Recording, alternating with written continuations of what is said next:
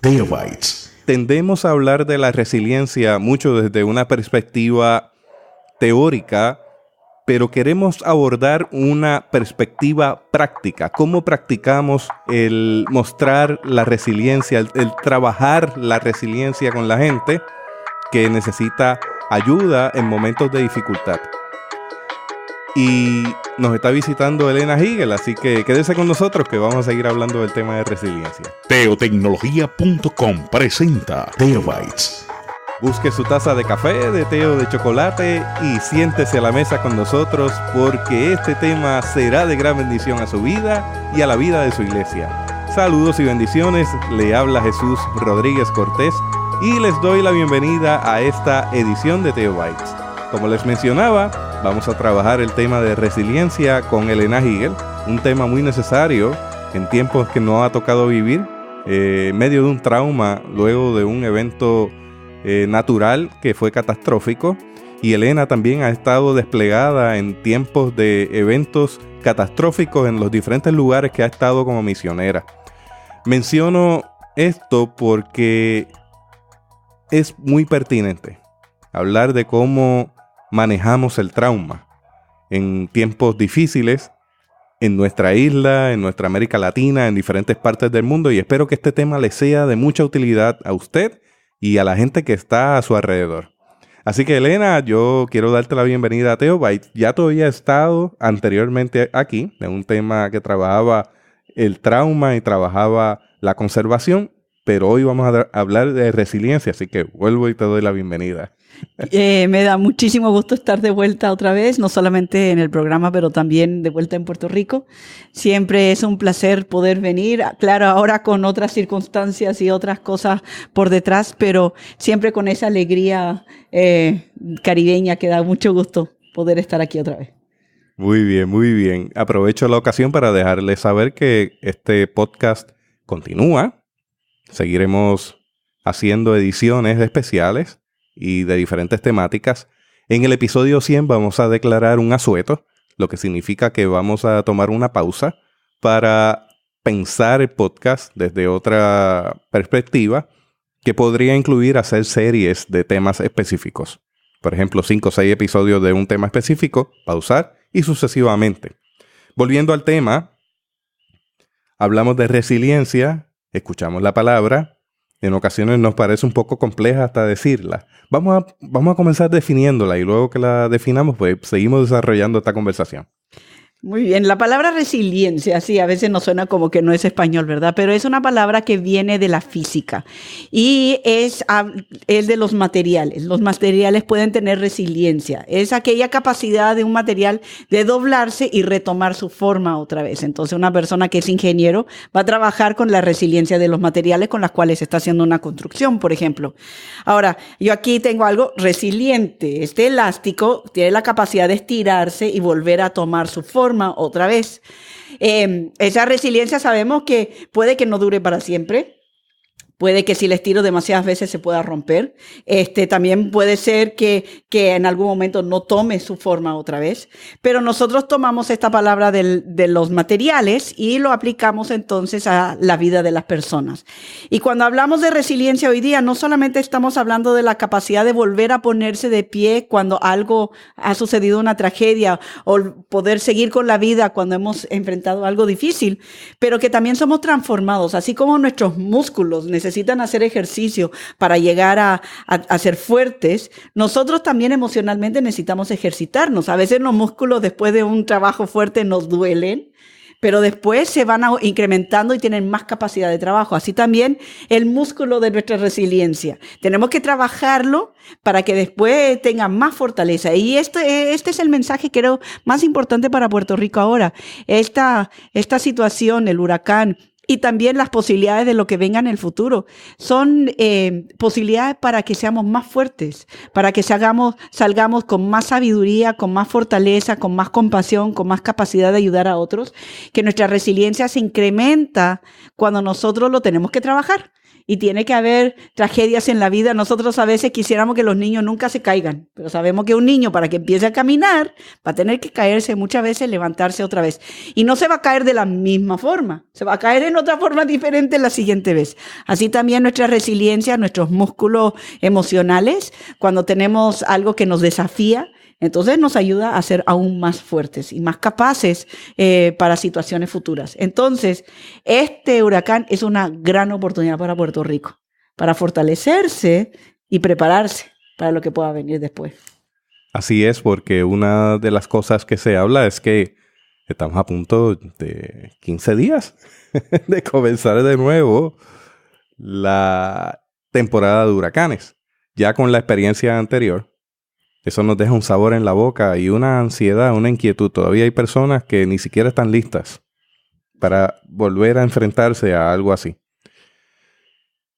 Igualmente un movimiento telúrico. En cualquier momento puede ocurrir un terremoto porque estamos en la misma trinchera del Caribe. Y las placas van a rozar y van a provocar problemas porque estamos en el ciclo alto de los 100 años que se tiende a repetir este tipo de fenómenos. Eso significa que en vez de entrar en pánico, salir huyendo o pensar en lo impensable, tenemos que prepararnos. Prepararnos emocionalmente, físicamente, espiritualmente. Y eso requiere que hagamos provisión. Provisión no solamente de comer, sino provisión en todas las áreas descritas. Nuestra familia, en mi caso particular, pues nos hemos enfocado en unas áreas donde queríamos mejorar. Porque el huracán nos dejó claros que no estábamos listos de todo. Aunque tenemos planes de contingencia. Siempre tenemos planes de contingencia, siempre los ensayamos, siempre buscamos. Pero en este caso me di cuenta que el sistema de comunicaciones era muy frágil, así que tuve que diseñar un sistema de comunicaciones. Lo hice porque quería responder con mayor prontitud y responsabilidad ante las situaciones futuras. No solamente a nivel familiar, a nivel de nuestra isla. Es proveer comunicación. Es proveer espacio también para el gasto energético y considerarlo. Y sucesivamente uno considera las provisiones, cómo uno se va a encontrar con su gente, qué uno va a hacer. De la misma manera, en nuestros círculos familiares, en nuestros círculos de iglesia, en nuestros círculos como país, tenemos que hablar de esto. Gestarnos y estar listos para una próxima ocasión y aprovechar la oportunidad para aprender todo lo que la ocasión nos trajo para aprender. Hablamos de resiliencia. Y tú has tenido la oportunidad, me gustaría que relatara algo sobre esas historias donde has estado en movimientos telúricos en Chile y en México. Y en Chiapas. Sí. O sea, en México cercano al área de Chiapas. Sí. Ha tocado vivir dos momentos históricos significativos para estas dos naciones. Y que no quiero vivir ninguna más. Si es que puedo, que quede allí nomás. Suficiente ya aprendí. No. Y tengo que decir que también yo llevo 5 años viniendo a Puerto Rico trabajando el tema de sanidad de traumas con un grupo muy dedicado de pastores, pastoras y personas laicas de la Iglesia Cristiana Discípulos de Cristo, preparándonos personalmente en un proceso de sanidad, reconociendo que todos vivimos situaciones difíciles en nuestras vidas, en nuestra infancia. Nadie tuvo una infancia perfecta, nuestra adolescencia, pero que el Señor nos invita a reciclar todas nuestras experiencias y crear de ellas algo hermoso y algo bello, y que el Señor es el que pueda hacer eso. Entonces, esa es la invitación que hacemos en Retoños en las Ruinas, el proyecto que estamos realizando aquí en Puerto Rico. Este mismo proyecto nace después del terremoto de 2010 en Chile. Y también se está usando en México, en Argentina, en Paraguay y también en Nicaragua. Les recuerdo en este momento que estemos orando por Nicaragua. Por favor, la situación política, las personas con las cuales estoy trabajando en Nicaragua están muy preocupadas por las cosas que están pasando. Entonces vamos a recordar también a Nicaragua en nuestras oraciones. Quisiera compartirles algunos pilares de la resiliencia. Y estos pilares son aquellas cosas que cuando algo difícil sucede, en el momento que nos estiraron, que nos ayuda a retomar la figura otra vez, que nos ayuda a retomar el ritmo de la vida otra vez. Pilares de resiliencia, algo bien práctico que podemos hacer. Entonces, después de un evento difícil, personal o comunitario, algunas de las cosas que podemos hacer que nos ayudan a hacer es como esos pilares de la casa, que nos mantienen firmes y preparativos antes de que suceda algo, es primero tener relaciones interpersonales que nos hacen bien. Ustedes saben, nosotros todos tenemos personas que nos hacen mal. Cuando estamos en momentos de recuperación o de preparación para un evento difícil, no busquemos a las personas que nos hagan mal. Busquemos a las personas que nos hagan bien, que nos ayudan a sentirnos bien fundamentados, que nos ayudan a fundamentarnos en nuestra fe, estar centrados en nuestras relaciones familiares, las personas que nos edifican, que nos construyen, la sabiduría de nuestros ancianos y nuestros abuelos y nuestras abuelas, como dicen en la tierra chiapaneca, ¿verdad? Buscar y fortalecer los momentos espirituales. Antes de que venga el problema, tenemos que fortalecer nuestra vida espiritual y tener ya rutinas y hábitos de momentos espirituales. Muchas veces pensamos, bueno, ¿por qué tanto ir a la iglesia? ¿Por qué tanto?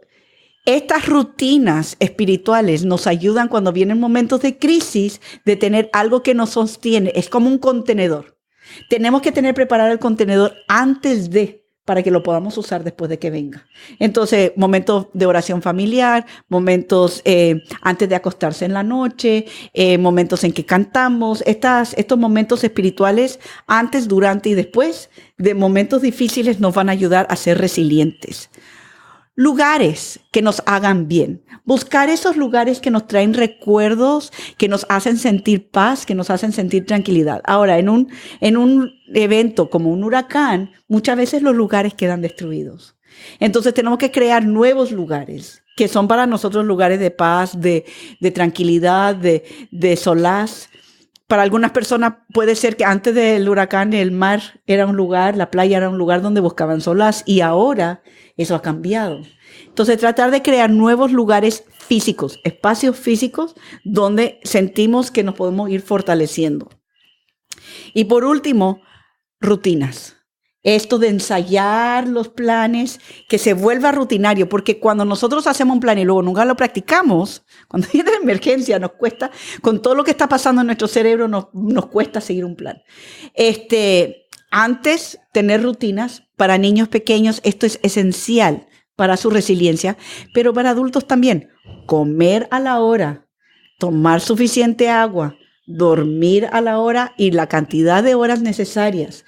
Tener rutinas, esto nos ayuda, otra vez es otro contenedor que nos puede ayudar en un momento difícil. Después de un suceso como María, es sumamente importante retomar estos pilares lo más pronto posible.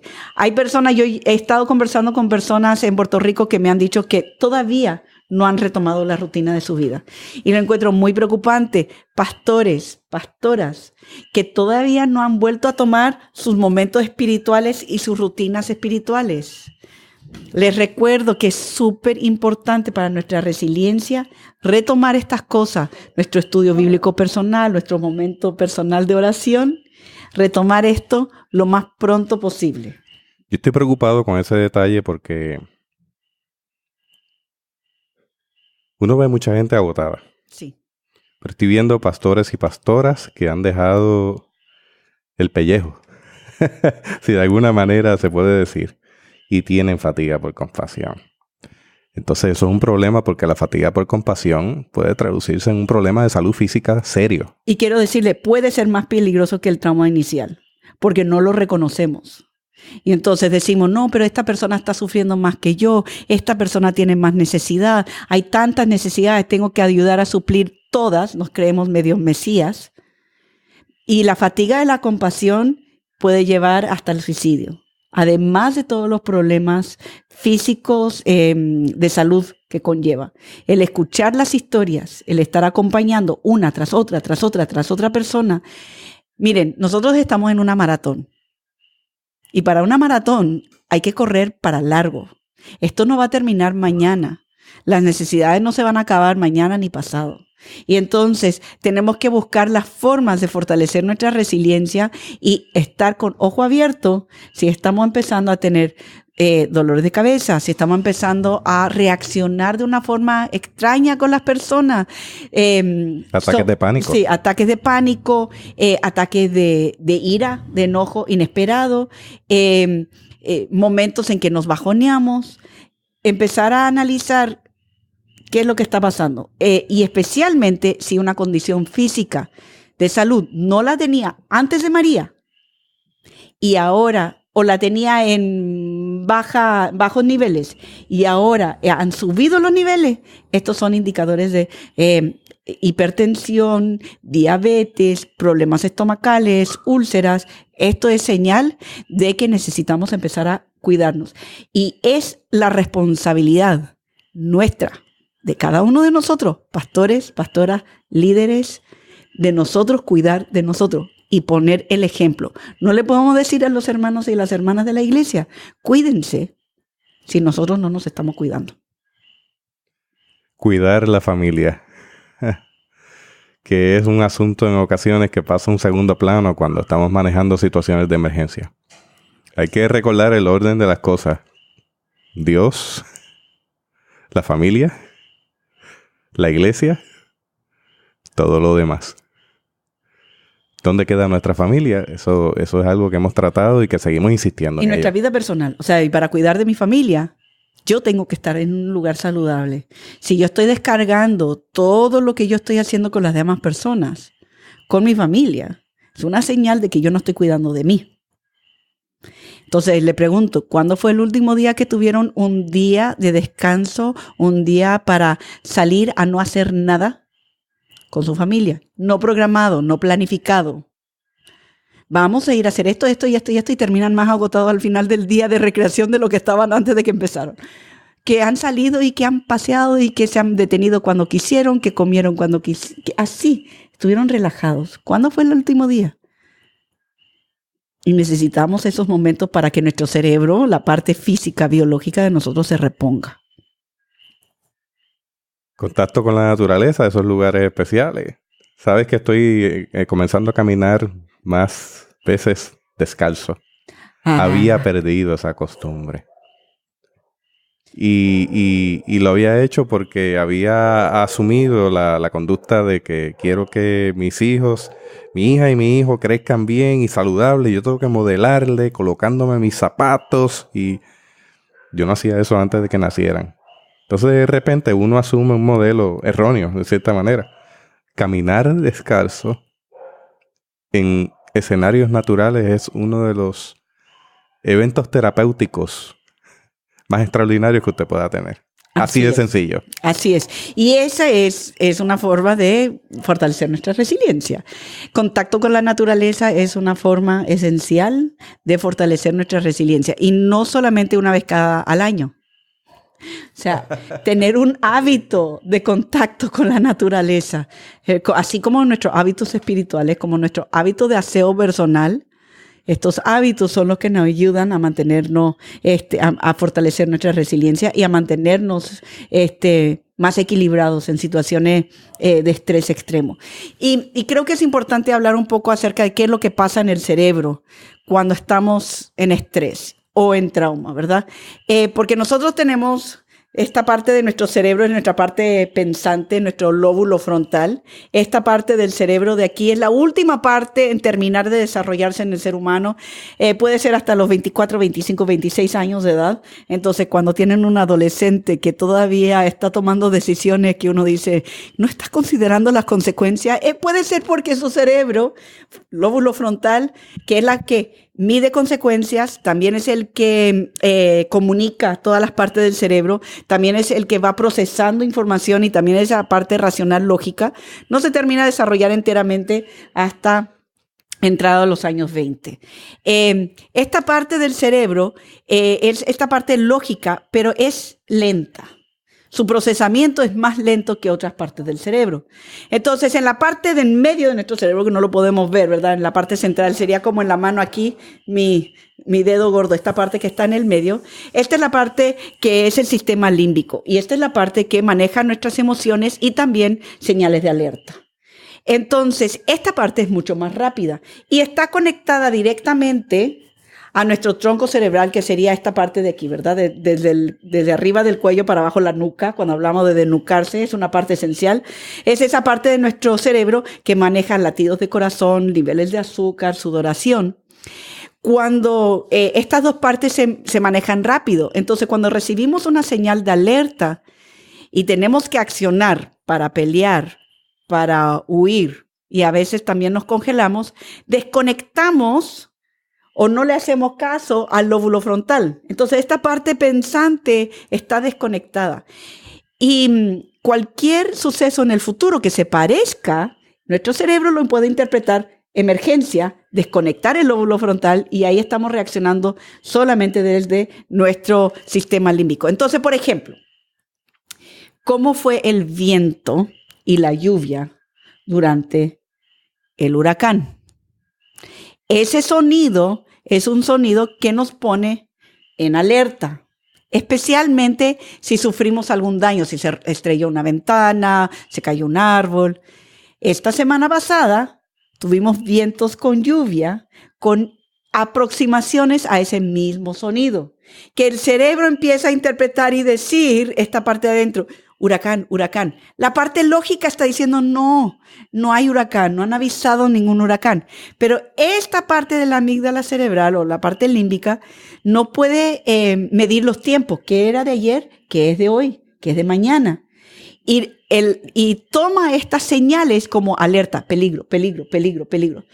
Y si descubrimos que las personas estaban más tensas esta semana, reaccionando de formas que no son normales o de desmedida, puede ser porque se gatilló su trauma y se desconecta esta parte más pensante, más racional, y tenemos a personas manejando, guiando en formas muy agresivas y violentas como resultados de estos traumas. Entonces, ejercicios que podemos hacer que nos ayudan a crear nuevas conexiones cerebrales, a mantener las conexiones de las diferentes partes de nuestro cerebro con nuestro cuerpo y a bajar niveles de ansiedad. Este tipo de ejercicio nos van a ayudar a desarrollar resiliencia y nos van a ayudar también en los procesos de sanidad que estamos viviendo después de un terremoto. Entonces, quiero mostrarles algunos. La primera la acaba de hacer. Tomen agua. El agua es la base principal de nuestro cuerpo.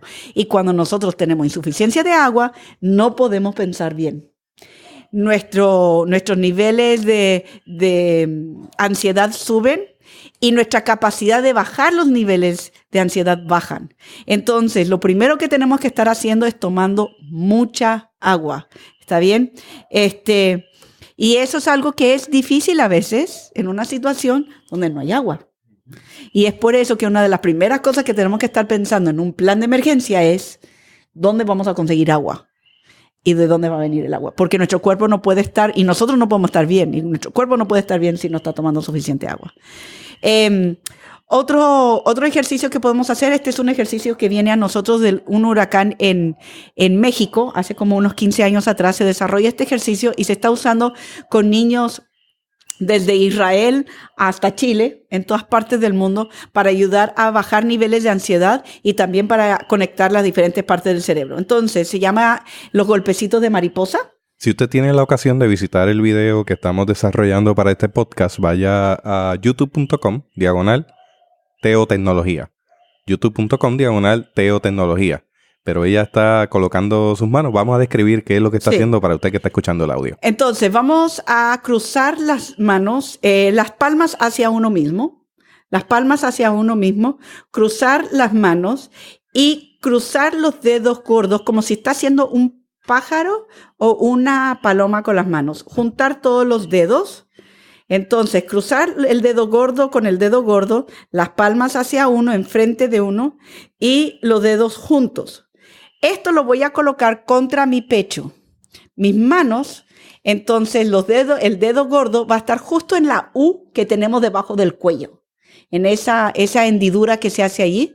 Y los dedos los vamos a poner al lado del cuello, estirados bien arriba.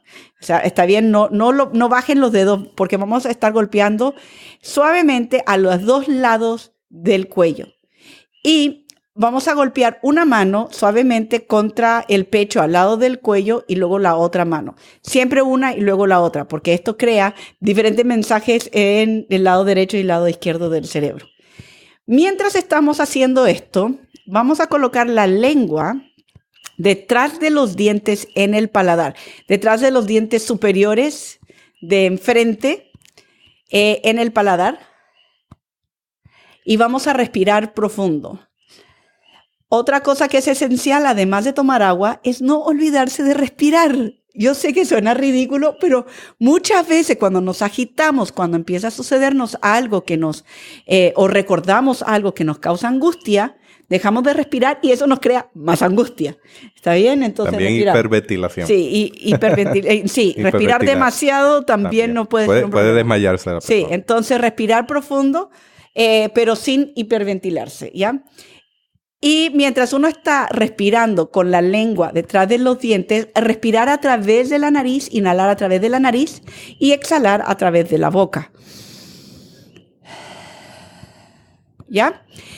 A la misma vez vamos a estar pensando en las personas, los lugares, los momentos espirituales, la naturaleza, las cosas que nos hacen bien. Pueden pensar en aquellas cosas preferidas, lo que les gusta hacer, o un lugar que les trae paz, o una persona que les trae paz. También podemos estar orando, ¿está bien? Respirando, golpeando. Y este ejercicio de los golpecitos de mariposa también lo pueden buscar en YouTube. Hay varias páginas que tienen los golpecitos de mariposa para bajar niveles de ansiedad. No nos va a crear daño. Pues es como los primeros auxilios emocionales. Tratamos de no crear más daño y quizá hacer bien. A algunas personas les va a funcionar muy bien. A niños, a niñas es particularmente efectivo, pero para adultos también. Otras personas puede que no les funcione muy bien y está bien. No es nada anormal. A algunas personas les hace mejor un ejercicio y a otras personas otro ejercicio. Siempre hay alguien que pueda hacer el señalamiento de que eso es un ritual. Tenemos lo que necesitamos, no necesitamos estar añadiendo más cosas. Estas no son cosas esotéricas. No estamos haciendo aquí otra cosa que no sea trabajar con la conducta del ser humano. Estamos hablando de un manejo integral del ser humano. Porque el problema cuando nos fraccionamos es que comenzamos a cometer injusticia hasta con nosotros mismos. Somos seres integrales. Y estas son técnicas para poder trabajar. Está basada en la biología. Estamos otra vez respirando, golpeando, porque estamos reconectando el lóbulo frontal para que esté integrado en nuestro proceso de pensamiento emocional, que esté todo integrado otra vez. Y estamos planteando técnicas que se pueden integrar dentro del manejo del trauma. Tanto nuestro como de las personas que están a nuestro alrededor. Así que adelante, Elena. Otra cosa que les quiero invitar a que todos seamos es que seamos tutores de resiliencia. Hay un libro que se llama Tutores de Resiliencia, se los recomiendo. Es un libro muy interesante de una editorial española, de Gedisa. La pueden encontrar en el internet. Pero nos invita a que todos nosotros podemos ser como el palito que plantan al lado del arbolito que está creciendo. Para estar ahí durante el proceso de crecimiento y una vez que ya se ha fortalecido y ya ha crecido, el tutor se remueve y se va, ¿verdad? Y entonces, después de momentos como el huracán, necesitamos tutores de resiliencia en nuestra vida y nosotros podemos ser tutores de resiliencia, acompañando a las personas, pero no crean una dependencia para que nos necesiten para el resto de su vida. Acompañándoles para que ellos puedan fortalecerse y ponerse de pie, para que ellos sean resilientes. Y esta es la invitación para pastores, pastoras también. Recordar que somos tutores de resiliencia para un tiempo, pero nunca podemos perder de vista que nuestro objetivo es que ese arbolito crezca solo, crezca derecho y que no nos necesite. Entonces, pastores, pastoras, tengan mucho cuidado en estos procesos de recuperación, de no crear dependencias que después no puedan soltar. ¿Está bien? Y para esto tenemos las habilidades para la resiliencia. Estos vienen del libro que se llama Manual de Resiliencia Aplicada, con muchas cosas prácticas. También es un libro de Gedisa, de la misma editorial. Algunas cosas prácticas que podemos nosotros estar pensando, ¿verdad? Para poder fortalecer la resiliencia en iglesias, en familias, en nuestra propia vida. Ayudarle a las personas a tomar iniciativa. Cuando vamos y visitamos una familia que tiene necesidad, ¿cómo le podemos ayudar a que ellos comiencen? Con algo pequeño, pero que comiencen. Iniciativa también para prepararnos antes de que sucedan las cosas. Iniciativa con los niños. ¿Cómo le podemos invitar a los niños que ellos estén activos practicando esa ayuda a otros? ¿Qué es el que estaba justamente en mi elástico? Se dieron cuenta que dice una de las cosas que desarrolla la resiliencia es ayudar a otros. Este es esencial. Entre más rápido nosotros podemos empezar a ayudar a otras personas, menos catastrófico va a ser el trauma en nuestra propia vida. Para niños y niñas, tengo muchas historias de niños y niñas resilientes, pero yo les quiero presentar a Dignidad. Dignidad es un ejemplo para mí de cómo los niños y las niñas pueden tomar iniciativa y pueden estar fortaleciendo su propia resiliencia después de un desastre y en ayuda de otras personas. Dignidad fue creada por Gabriela. Soy yo, en otra versión. Hecha por ella con sus propias manos y diseñado por ella. Esta iniciativa donde ella crea estas muñecas, que las regala, que piensa en quién la va a recibir, en cómo le va a bendecir a esa persona con la muñeca, es muy parecido a algo que nosotros hicimos en Chile después del terremoto. Las muñecas dan la posibilidad de abrazar algo físico, de sentir algo cercano, de poder conversar con alguien que nos escucha y que no nos dice nada. Otra vez, esta iniciativa de crear algo yo para ayudar a otros es un factor de resiliencia que va a ser para toda su vida. Entonces, gracias, Gabriela, por mi regalo. Ya empezó a viajar conmigo, ya la presenté a varios niños en Puerto Nuevo durante el fin de semana. Gabriela es mi hija. Me siento muy orgulloso de ella. Cada muñeca creada es única. No existen dos iguales. Ella la hizo pensando en Elena. No sabíamos que esto iba a tomar otro giro. Es probable que las creaciones de Gabriela corran por diferentes lugares de América Latina. ¿Quién sabe hasta dónde vayan a viajar? Así que estamos felices por La ello. muñeca Esperanza estuvo en Chile después del terremoto, después en Japón después del terremoto y han viajado hasta Indonesia y otras partes del mundo porque el Señor sabe que esa iniciativa de los niños puede bendecir a muchos otros niños y niñas en otras partes del mundo. Entonces, invite a sus hijos y a sus hijas, apóyeles. Cuando tienen una iniciativa de este tipo, necesitan nuestro apoyo para poder realizarlo, pero estas son cosas que les va a ayudar a ellos para el resto de su vida. Ese músculo de la iniciativa es esencial después de un evento traumático, de todo tipo de evento traumático. Así que la hermana mayor de Dignidad nació en medio del huracán. Así es. Fue una respuesta de Gabriela. Ella quiere llevarle esas muñecas a también muñecos, porque están haciendo versiones masculinas. Bueno, ella es muy justa, las hace negras, las hace morenas, de diferentes colores, blancas.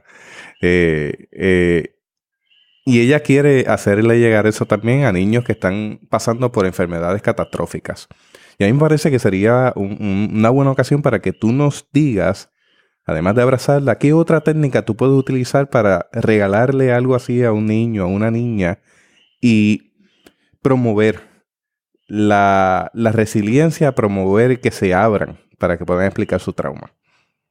Bueno, Dignidad es muy tímida y le da vergüenza hablar, especialmente con adultos. No le gusta mucho hablar con adultos. Entonces, ella me susurra a mí al oído las cosas que quiere conversar. ¿Qué quieres decir? Dice, soy tímida, pero no es porque tengo miedo. Es que nada más no me gusta hablar tanto. Sí, es verdad. Me dice sí, que ella sabe muy bien cómo guardar secretos. Y las cosas que le cuenten a ella no le va a contar a nadie más. Porque ella sabe lo que es la confidencialidad. Que cuando le cuentan algo, no se debe de contar a nadie más. ¿Sí? ¿Es así? Ah, sí. ¿Y qué más quieres contarles? Me dice también que ella sabe dar abrazos y que cuando le dan un abrazo y le quieren contar algo, ella escucha y devuelve el abrazo nada más. Dignidad se parece a Esperanza, que es la muñeca que se creó en Chile después del terremoto para trabajar con los niños de 3, 4, 5, 6 años de edad. Y las hermanas que crearon Esperanza, hicieron 80 muñecas Esperanza por ahí, eran del pueblo de Dichato, que fue un pueblo que fue devastado por 5 olas del tsunami. Entonces no quedó casi nada del pueblo. Y en medio del desastre no tenían sus casas. Nosotros le conseguimos los materiales a las hermanas. Estaban ahí con las casas destruidas alrededor del templo. Lo único que quedó de pie fue el templo. Lo demás todo se destruyó. Todos los hermanos perdieron sus casas. Y ahí estaban las hermanas cosiendo Esperanza, conversando, hablando. Y una de ellas me dijo, hermana Elena, cosiendo la muñeca Esperanza es que la esperanza volvió a mí. Entonces, no solamente para los niños es un proceso de sanidad, no solamente para el que lo recibe, la muñeca, pero también para la persona que las hace y también para los adultos que están alrededor. Y una historia más sobre Esperanza. Una de las muñecas Esperanza se fue con Marta a su escuela. Marta es profesora de primero básico y de primer grado. Ese año, en el 2010, fue su primer año escolar. O sea, iba a enseñar primer grado por primera vez. Había recién salido de la universidad. Estaba Marta nerviosísima, porque además ella había sufrido trauma severo en el terremoto. Entonces ella sabía y lo dijo, empieza a temblar y yo voy a dejar a los niños. Yo voy a salir corriendo. Entonces, estaba preocupadísima cómo ella iba a ser maestra, no pudiendo ella bregar con su propia situación personal. Entonces, ella recibió una de las muñecas Esperanza y Esperanza se fue a la escuela con ella. Y tuvo un comienzo de clases difícil. Los niños estaban muy estresados, muy hiperactivos, que es una señal de trauma en niños. Y había un niño que tenía la edad para estar en cuarto, pero no había aprendido a leer. Entonces lo tenían en primero otra vez, tratando de que aprendiera a leer. Y el niño le hacía desastre en la clase. Y ella trataba y este niño no. Entonces ella hacía las actividades con Esperanza, que Esperanza llegaba, conversaba con los niños. Y este niño, ¡ay, pero si es una muñeca! Y le tiraba toda su actividad, ¿verdad? Porque como era más grande, pues ya la muñeca para él no era tan atractivo. Y un día el niño, ella ya estaba harta de él. Y habían hecho una actividad con Esperanza, la actividad de la mariposa. Esperanza les había enseñado los golpecitos de mariposa. Este niño estaba creando problemas otra vez y le dijo, ¿sabes qué? Siéntate y juega con Esperanza un rato. En la esquina, donde no te pueda ver. Y dice que sucedió algo muy extraño. El niño así como empezó, hay una muñeca, pero de repente él empezó a hablar con la muñeca. Como nadie le hizo caso, siguió hablando, conversando con la muñeca. Y Esperanza nunca contó qué fue lo que le dijo. Pero desde ese día en adelante él se convirtió en el mejor ayudante de Marta. Y para fin de año estaba leyendo y escribiendo. Y ahora ya terminó octavo, está con sus planes de ir a la enseñanza media, a high school. Y ha tomado una vida estable, normal. Pero el momento clave fue ese momento de estar con Esperanza. Yo no tengo duda que Dignidad va a enseñarle dignidad a muchas personas, que también es uno de los temas esenciales que enseñamos en el proceso de sanidad, retomar nuestra dignidad y fortalecer la dignidad de otros, que es el valor inherente que Dios nos dio a cada uno de nosotros por ser creación única y especial de Dios. Dignidad también es creación única y especial. Entonces, los niños y las niñas necesitan oportunidades para jugar, para imaginar, y una muñeca provee esas oportunidades. Yo que trabajo ese tema tecnológico continuamente, me doy cuenta que nos empeñamos en ocasiones en proveerle sistemas de información para que ellos puedan tener información, acceso a la información, se puedan entretener, puedan desviar su atención o puedan enfocar la atención, lo que sea que se quiera decir al respecto. Pero nada puede suplantar, sustituir la manipulación de objetos. Una manipulación de objetos con un propósito, con una dinámica con propósito, puede ser tan sanador para una persona. Es cuestión de dirigirle y que la actividad esté bien diseñada para eso. Entonces lo menciono porque yo vi a Elena en acción hace varios días, trabajando con una población de adolescentes con la que nosotros trabajamos, en una comunidad marginada. Y yo decía, wow, estos chicos no se desconectan de sus aparatos. La propuesta de Elena es manipulación constante de objetos en las diferentes ramas artísticas, de movimiento, musical, táctil. Todos los sentidos estaban incluidos. Y usted podría pensar, bueno, están acostumbrados a andar con un aparato electrónico en la mano, no van a prestar atención. Por el contrario, no se desconectaron ni un solo segundo y la actividad duró alrededor de 2 horas. Sí. Fueron 2 horas corridas. ¿Qué ocurrió allí? O sea, allí no habían aparatos electrónicos por ningún lado. No. Y todo el mundo estaba comprometido, desde adultos hasta niños, en la actividad. Yo tampoco. O sea, yo no usé PowerPoint ni el computador. Y hago eso a propósito, de yo no usar un aparato electrónico. Hay veces, yo no soy músico, hay veces que puedo usar un aparato de sonido. Pero aún eso, aunque canto terrible, yo dirijo la canción, ¿verdad? Otra vez, porque tengo que modelar. Tengo que modelar lo que yo les estoy enseñando, ¿verdad? No pestañeaban. No, y entonces, de repente estábamos convencidos de que cada 10 minutos hay que cambiarle de actividad, que lo hiciste. Cambiabas periódicamente, pero que tenemos que colocarle tantos medios que le estimulen como sea posible. Y allí no hubo medios ninguno digitales. Únicamente táctil. Fue completamente análogo. Es interesante. Y mucha relación. Interacción de relaciones adultos con niños, yo con los niños con los niños, en diferentes formas. Ahora grupos de 4, ahora en 2. Ahora, entonces, manteniendo, fortaleciendo esas relaciones, que también es una habilidad de la resiliencia, como estábamos diciendo, ¿verdad?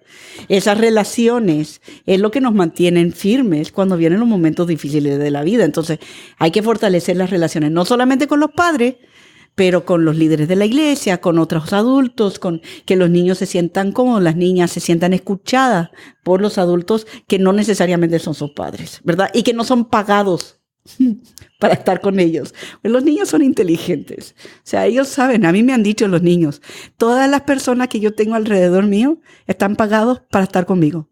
No es porque realmente quieren.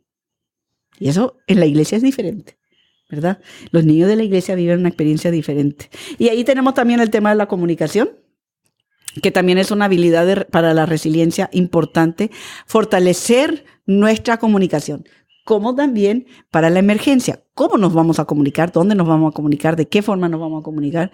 ¿Qué códigos especiales vamos a tener para una emergencia de diferente índole? Así vamos rapidito con algunas cosas más. Trabajar nuestra identidad.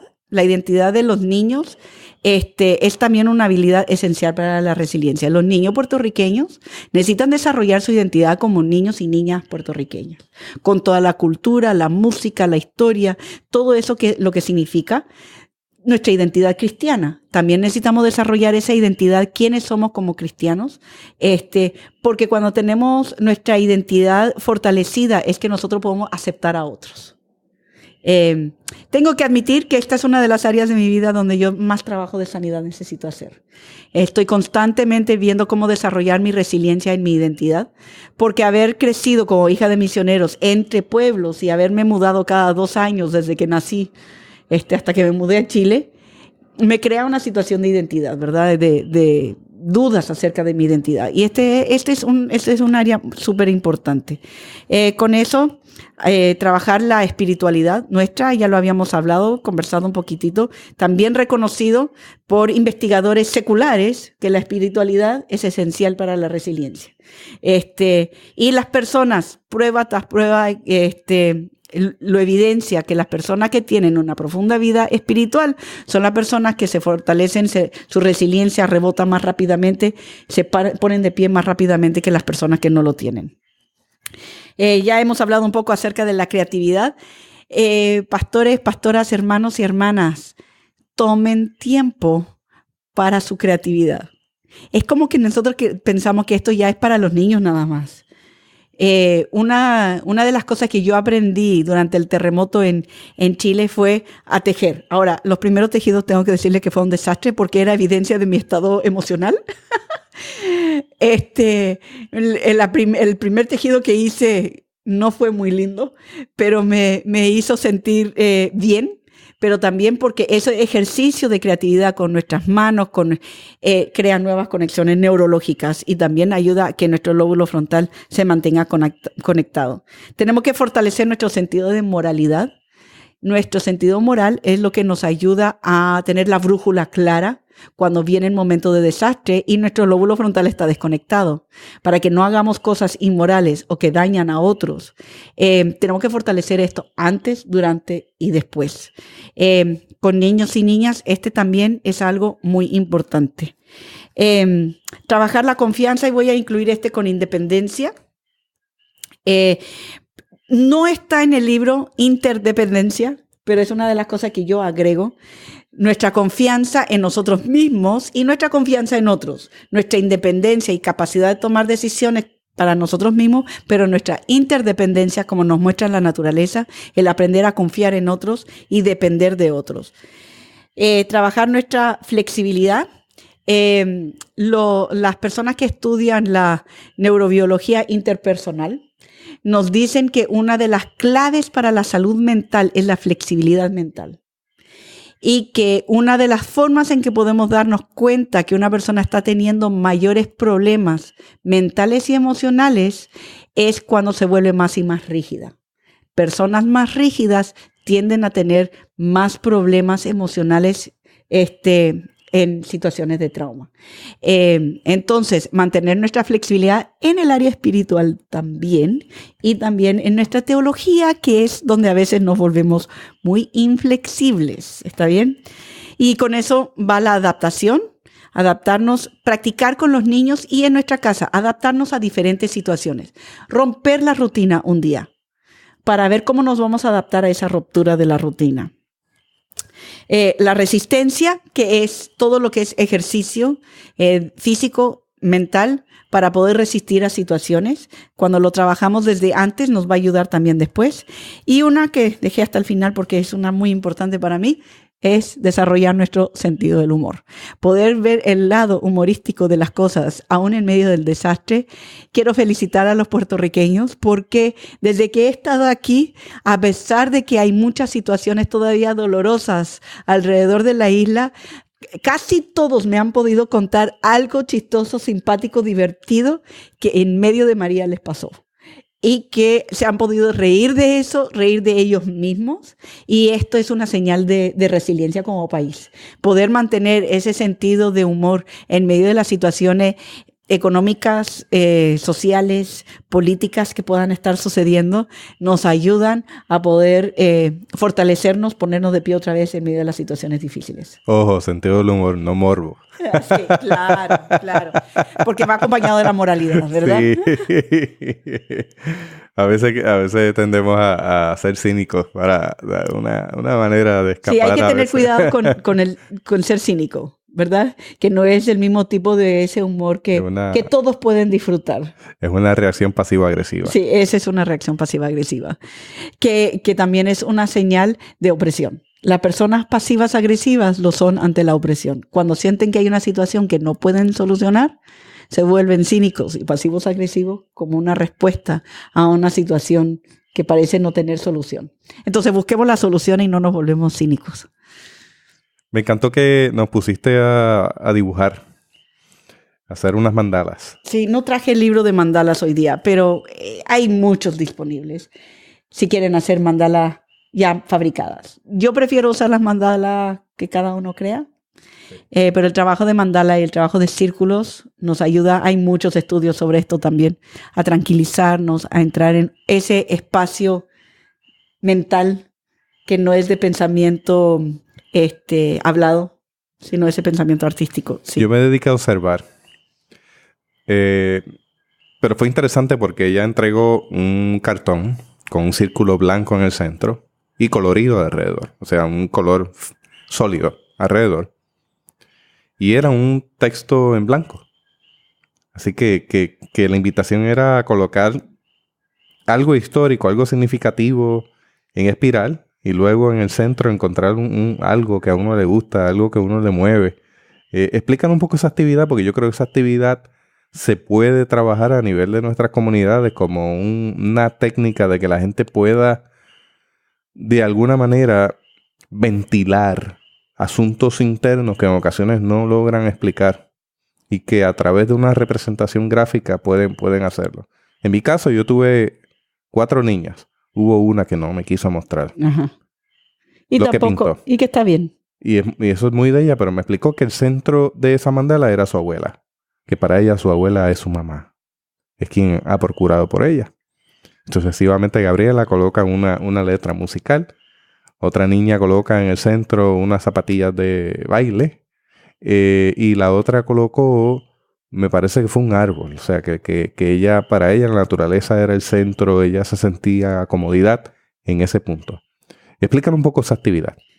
Y la idea era pintar nuestras fortalezas, aquellas cosas que nos hacen fuertes, y en el centro aquellas cosas que nos hacen más fuertes o que es esencial para nuestra resiliencia. Ahora, como explicaba, yo puse la página en blanco, el círculo en blanco sobre cartulina de color sólido. ¿Por qué esto? Porque queremos poder, si es que el niño o la niña quiere compartir, que se vea lindo. Entonces, para no estar pegando y preparando los parpastú, que se llama la parte donde se pega la pintura, ya lo tenía listo desde antes. Y entonces así ellos terminan de dibujar y está en una forma que si quieren compartirlo, y muchos sí quisieron, muchos no quisieron, y también está bien. Ya está en una forma presentable como una obra de arte, ¿verdad? Entonces ya está enmarcado el dibujo. El círculo del tamaño de una hoja, tamaño carta, en blanco, y la invitación pinta simbólicamente. No necesariamente tienes que pintar algo que represente, o sea, algo que es una imagen real, sino que puede ser un símbolo de otra cosa, lo que te fortalece en tu vida. Y en el centro coloca aquella cosa que es como tu esencia de tu resiliencia. Trato de usar siempre los positivos, especialmente cuando tengo un taller de solamente 2 horas con los niños. Yo no soy terapeuta, no soy psicóloga infantil. Entonces yo no voy a escarbar para tratar de que me cuenten sus historias, ¿verdad? O sus traumas. Lo que yo estoy tratando de hacer es un tutor de resiliencia y recordarles que cualquier situación la que tienen fortalezas y que tienen personas y situaciones y habilidades que son sus fortalezas y que se vayan con eso, no que se vayan con quise contar mi historia, nadie me lo escuchó, o abrir una herida que yo después no voy a poder ser responsable por acompañar. Entonces tengo mucho cuidado con tratar de ser lo más apreciativa y lo más positiva posible. Y luego yo no escuchar las historias de los niños, porque al final de cuentas yo no voy a estar. Yo casi siempre trato de invitar a que los adultos estén presentes con los niños y que los adultos acompañen y hagan las actividades con los niños y las niñas. Luego en grupos pequeños de 4 personas, 3 niños y un adulto, o 2 adultos y 2 niños, que cada uno comparta lo que quiera del dibujo. Puede compartir el dibujo si quiere, si no lo quiere compartir está bien. Respetar la decisión propia de cada persona, qué quiero compartir, qué no quiero compartir, es un factor de protección de no escarbar, ¿verdad? Que no indagar en algo que yo no voy a poder sostener. Y luego le cuentan ahí mismo a los adultos, y si los adultos están atentos, están también escuchando entre líneas, ¿verdad? Que es lo que la niña y lo que el niño está diciendo por detrás, y puede entonces decir, bueno, este niño, esta niña de mi iglesia, quizás no es mi hijo, quizás está en mi clase de escuela dominical, necesito estar atenta a esto. O si reconoce esta fortaleza, como yo también puedo reconocer esa fortaleza en él o en ella. Y entonces también, después de que todos compartieron, preferible que los adultos dibujen y compartan también como si fueran parte del grupo y no ellos dirigiendo nada más. A veces no se puede eso, a veces sí. Y luego los que quieran colocar sus dibujos en la pared, lo pueden hacer, y no tener un compartir generalizado de esas fortalezas. Uno, porque se alarga, pero también para no escarbar y no exponer a nadie que no quiere compartir, ¿verdad? Y si no quiere compartir, el derecho a no hablar es un derecho que hay que respetarlo en todas las personas. Como en dignidad, que no le gusta hablar. Eso que acaba de mencionar Elena es muy importante porque podemos ceder a la tentación de manipular para lograr cosas. Y cuando hablamos de la conducta, si usted no está preparada o preparado para manejar catarsis, no abra esa puerta. No abra esa puerta.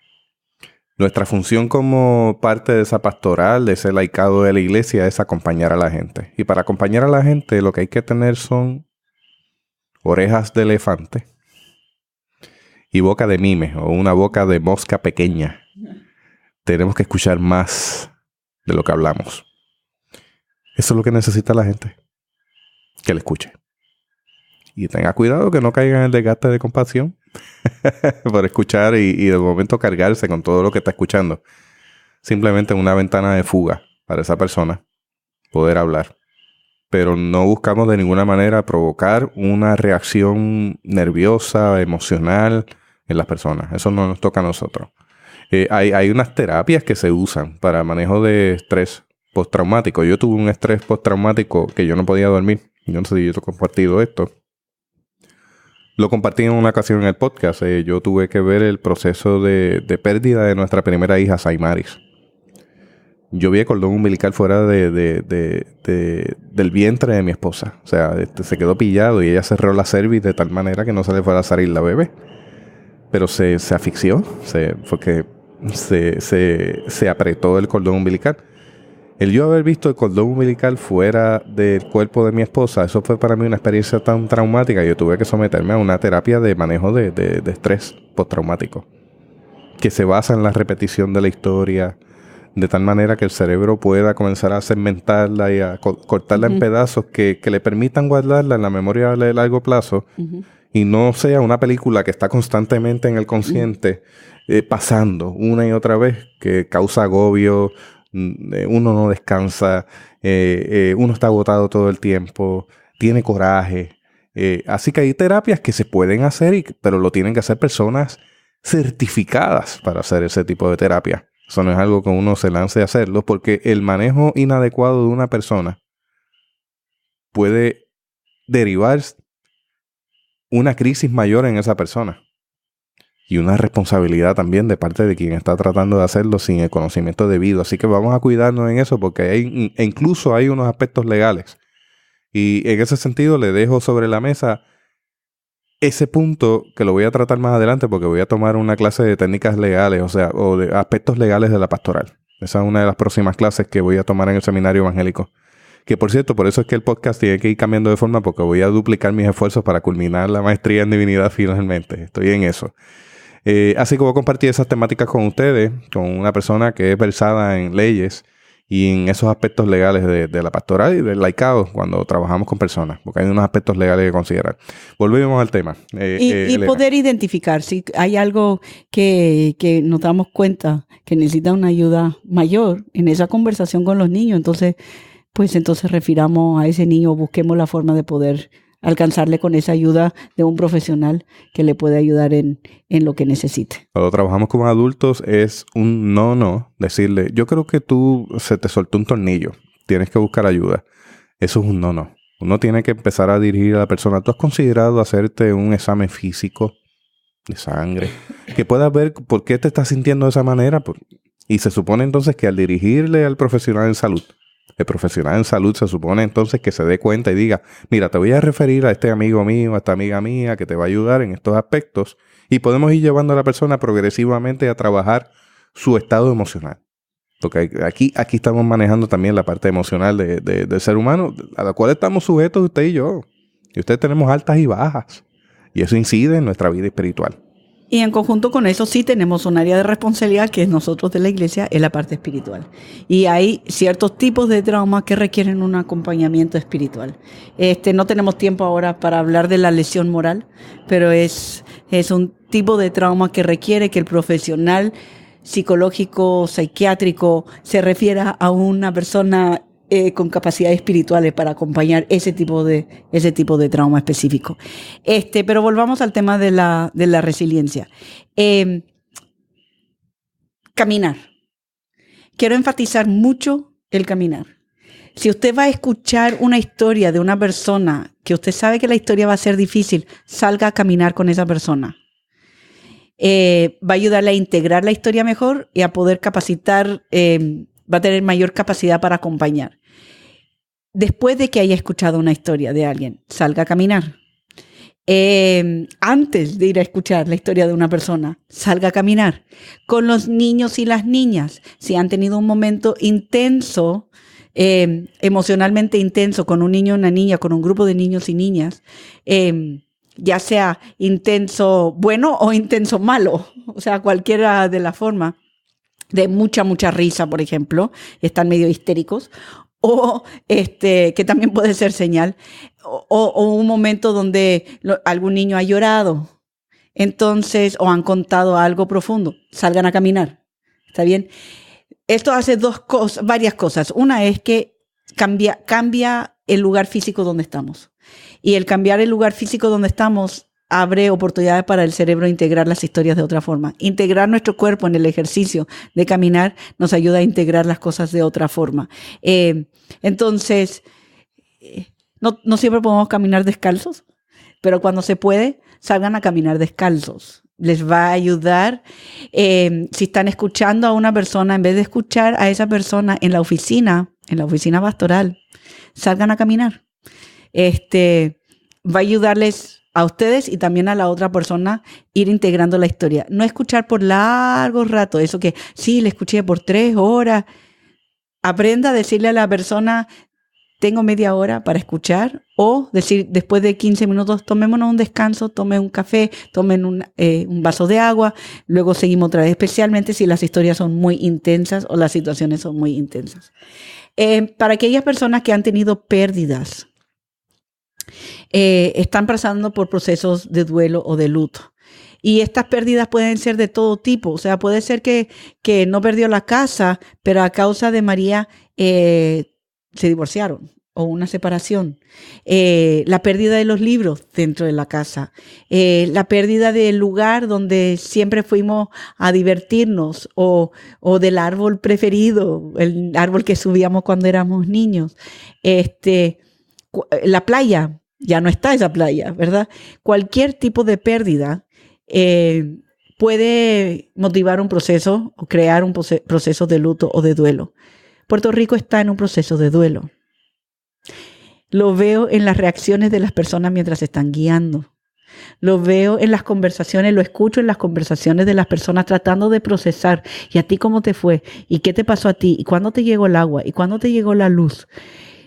Una pérdida de sentido de seguridad. Una pérdida del sentido de la bendición de Dios que a Puerto Rico no le había tocado. O sea, a todos los demás, pero porque nosotros somos bendecidos, porque Dios nos ama, por lo que nosotros no hemos tenido el desastre. Bueno, ahora ya no se puede decir eso, ¿verdad? Estas pérdidas, si no las trabajamos, nos quedamos atorados en ellas y empezamos a dar vueltas y vueltas y vueltas en remordimientos, en sentidos de culpa, en sentidos de pérdida, en tristezas profundas, en depresiones, en agresiones hacia otras personas. Entonces, esté atento para escuchar sus propias historias de pérdida, nómbrelas, haga alguna ceremonia para cerrar eso. En un funeral tenemos la oportunidad tenemos toda una ceremonia que nos ayuda a poner cierre y para seguir caminando en el proceso de duelo. Esas ceremonias nos invitan al proceso de duelo en un funeral. Y eso ya lo tenemos establecido culturalmente. Pero muchas de estas otras pérdidas no tenemos ceremonias o lo que llamaríamos rituales que nos indican estoy en un proceso de duelo. No nos ponemos la ropa negra u otra cosa así cuando hemos perdido la casa. pero la pérdida es tan severa como la muerte de una persona.